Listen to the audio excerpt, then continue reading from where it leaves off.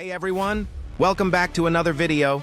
Today we're going over the July update and the biggest improvements coming to solo leveling, Arise.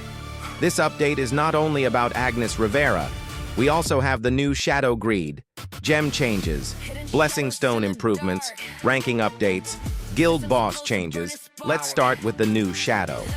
The July update adds Greed. His Shadow authority increases wind damage for the entire team, so he becomes useful for wind teams and content where wind is recommended. Shadows are not just extra damage anymore. Their authority can support your full team direction, and Greed gives wind teams another strong option. The Shadow Army level cap is also expanded to 195. That means more long-term account power and more reason to keep investing into Shadow materials. Next, gems. Gem unequip and replace functions are finally being added. If you already have a gem equipped, you can now safely move it back to your inventory by using unequip or replace. This costs essence stones or gem unequip tickets, but it means valuable gems do not have to be destroyed by accident anymore.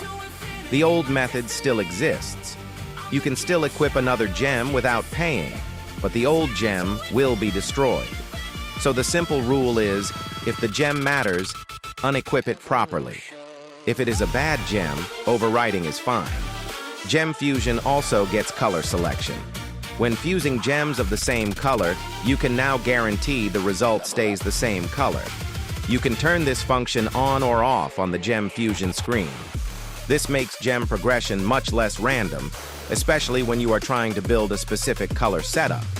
Now, skill runes and blessing stones. The maximum amplification tier for transcendent skill runes and blessing stones is being expanded from tier 3 to tier 5. This gives high-end players more progression to work toward. The bigger change is blessing stone amplification. After the update, the combat power increase from blessing stone amplification, plus the extra attack, defense, and HP from amplification, applies just from owning the blessing stone. You do not need to equip that blessing stone to get those amplification stat benefits. That is a major account power change. It makes blessing stone amplification much more valuable, especially if you already upgraded several stones. Some blessing stones also received balance buffs, so you should check your setups again after the update. Weapon progression is expanded too. Sung Jinwoo weapons and hunter weapons can now go from level 120 to level 130.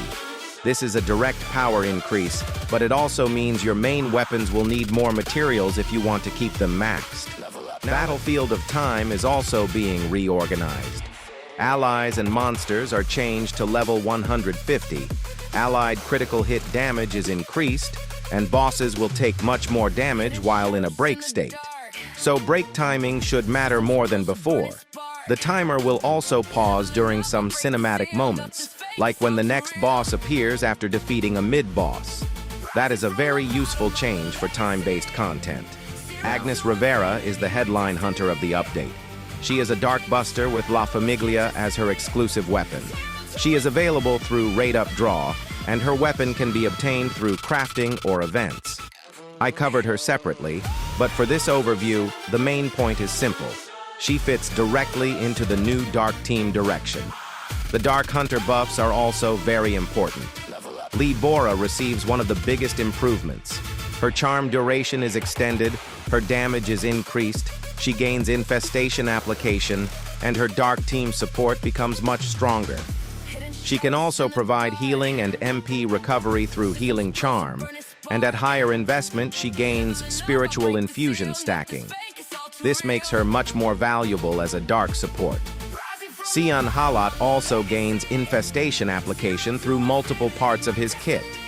This matters because infestation effects from Lee Bora, Sion Halat, and Agnes Rivera can stack with each other no matter who applied them. That gives Dark Teams stronger damage over time and better long fight scaling. Isla Wright also gets stronger Dark Team support, and her exclusive weapon gives more team value depending on Dark allies. Overall, this update is clearly trying to make Dark Teams more competitive in boss and team fight content. There are also 4 new skill runes: Darkness Obliteration Kick, Frozen Flow, Torrent Cleave, and Void Punch. They are added in Rare, Heroic, Legendary, and Transcendent ranks, and they are included in Fusion and Chest lineups.